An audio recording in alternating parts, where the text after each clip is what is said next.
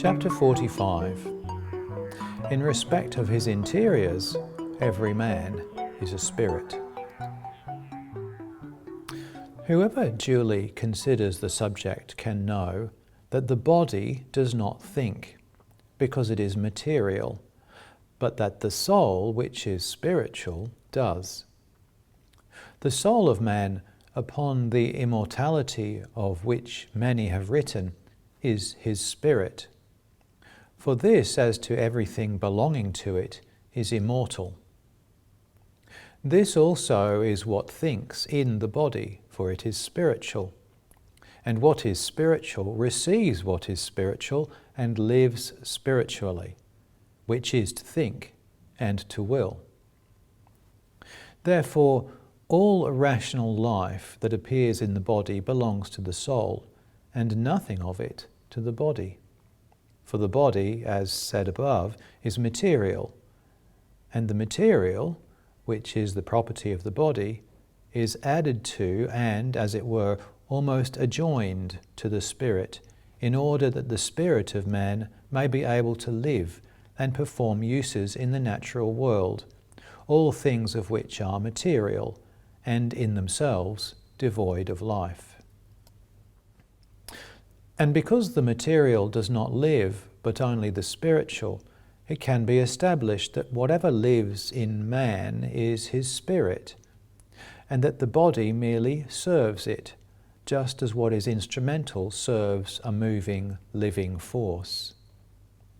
An instrument is said indeed to act, to move, or to strike, but to believe that these are acts of the instrument, and not of him who acts, moves, or strikes by means of the instrument, is a fallacy.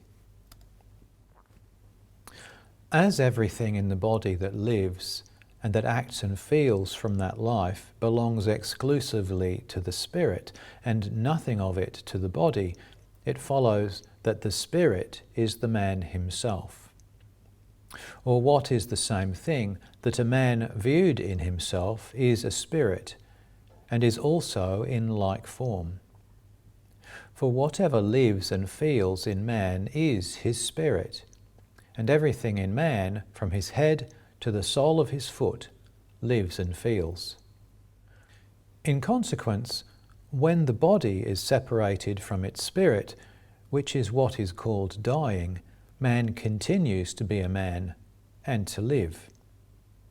I have heard from heaven that some who die while they are lying upon the bier before they have been resuscitated, think even in their cold body, and do not know but that they are still alive, except that they are unable to move a particle of matter belonging to the body.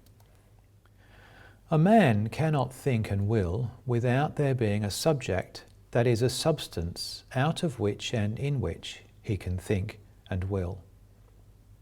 Anything that is supposed to come into existence apart from a substantial subject is nothing. This can be known from the fact that a man is unable to see without an organ which is the subject of his sight, or to hear without an organ which is the subject of his hearing.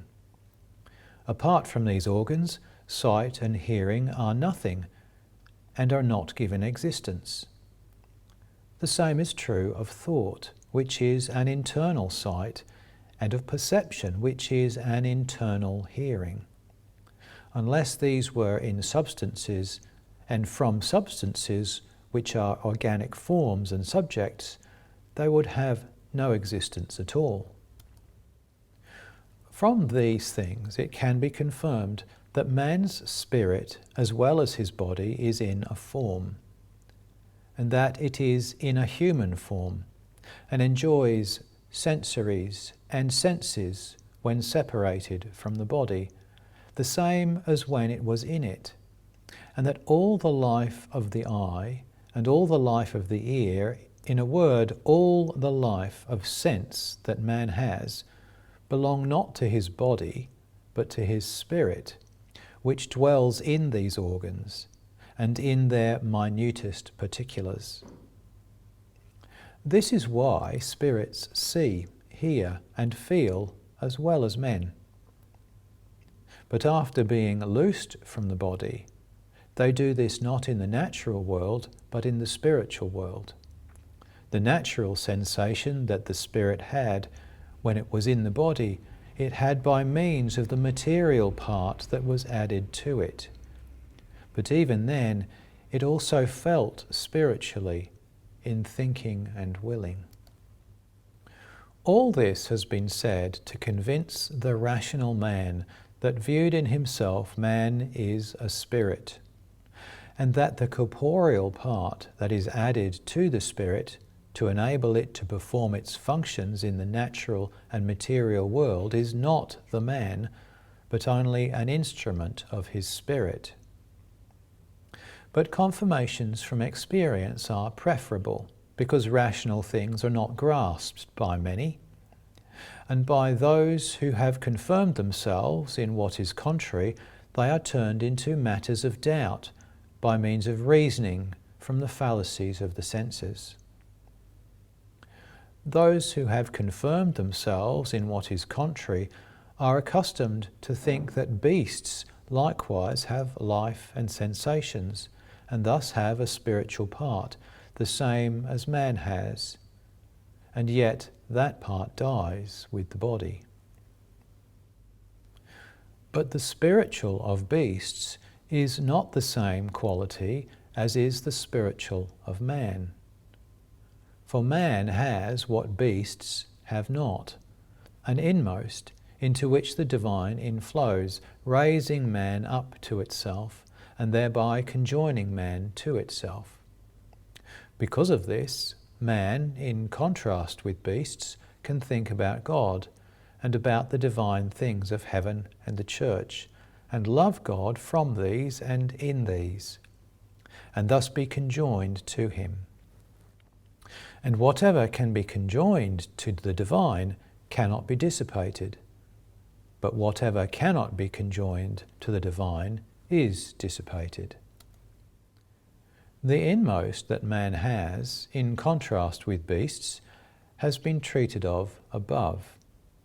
And what was there said is to be here repeated, since it is important to have dispelled the fallacies that have been engendered in the minds of many, who, from lack of knowledge and an understanding not opened, are unable to form rational conclusions on the subject. The words were these: I would mention a certain arcanum respecting the angels of the three heavens, which has not hitherto come into anyone's mind, because degrees have not been understood. With every single angel and with every single man, there is an inmost or highest degree, or an inmost or highest something into which the divine of the Lord first or most closely inflows, and from which it disposes the other interior things that succeed in accordance with the degrees of order with them. This inmost or highest degree may be called the entrance of the Lord to the angel and to the man, and his very own dwelling place with them. It is by virtue of this inmost or highest that a man is a man, and is distinguished from the brute animals, which do not have it. It is from this that a man, unlike the animals, is capable in respect of all his interior things which pertain to his mind and animus, of being raised up by the Lord to himself, of believing in the Lord, of being moved by love to the Lord, and thereby beholding him, and of receiving intelligence and wisdom, and speaking from reason. Also, it is by virtue of this that he lives to eternity. But what is arranged and provided by the Lord in this inmost does not openly fall into the perception of any angel, because it is above his thought and transcends his wisdom. That in respect of his interiors man is a spirit, it has been granted me to know from much experience, which To employ a common saying would fill volumes if I were to describe it all. I have talked with spirits as a spirit, and I have talked with them as a man in the body. And when I talked with them as a spirit, they did not know otherwise than that I myself was a spirit, and in a human form, as they were. Thus did my interiors appear before them, for when I talked with them as a spirit, my material body was not seen. That in respect of his interiors man is a spirit can be confirmed from the fact that after his separation from the body, which takes place when he dies, man goes on living as a man just as before. That I might be convinced of this, it was granted to me to talk with nearly everyone I had ever known in their life in the body, with some for hours, with some for weeks and months, and with some for years, and this chiefly that I might be sure of it, and might testify to it. To this may be added that every man in respect of his spirit, even while he is living in the body, is in some society with spirits, although he does not know it. If a good man, he is by means of spirits in some angelic society. If an evil man, in some infernal society. And after death he comes into that same society. This has been often told and shown to those who, after death, have come among spirits. Man, to be sure, does not appear in that society as a spirit while he is living in the world, for the reason that he then thinks naturally. But those who are thinking abstractly from the body, because they are then in the spirit, sometimes appear in their own society. And when seen, they are easily distinguished from the spirits there, for they go about meditating and in silence, not looking at others, and apparently not seeing them. And as soon as any spirit speaks to them, they vanish.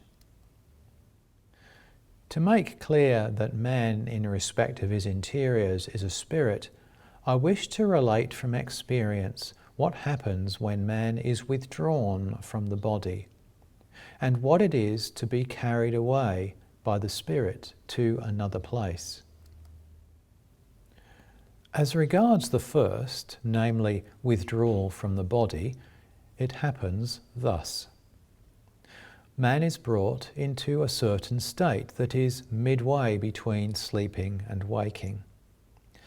And when in that state, he seems to himself to be wide awake. All the senses are as perfectly awake as in the completest bodily wakefulness, not only the sight and the hearing, but, what is wonderful, the sense of touch also, which is then more exquisite than is ever possible when the body is awake. In this state, spirits and angels have been seen to the very life, and have been heard, and what is wonderful, have been touched, with almost nothing of the body intervening. This is the state that is called being withdrawn from the body, and not knowing whether one is in the body or out of it. I have been admitted into this state only 3 or 4 times, that I might know what it is, and might know that spirits and angels enjoy every sense, and that man does also in respect of his spirit when he is withdrawn from the body. As regards the second, being carried away by the spirit to another place, I've been shown by living experience what it is and how it is done, but only 2 or 3 times. I wish to relate a single instance.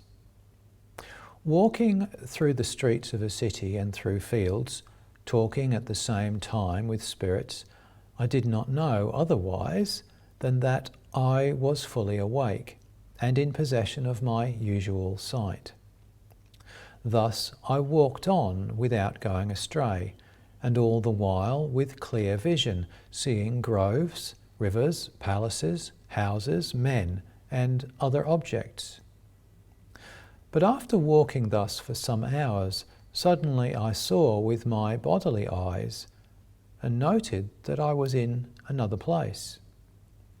Being greatly astonished, I perceived that I had been in the same state as those who were said to have been led away by the Spirit into another place. For in this instance there is no reflection upon the distance, even though it may be many miles, nor any reflection upon the time, though it be many hours or days. Neither is there any feeling of fatigue, and one is led unerringly through ways of which he himself is ignorant, even to the destined place. But these two states of man, which are his states when he is in his interiors, or what is the same, when he is in the Spirit, are extraordinary.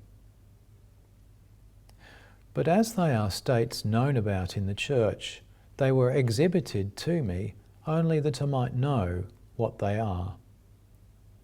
But it has been granted to me now for many years to speak with spirits, and to be with them as one of them, even in full wakefulness of the body.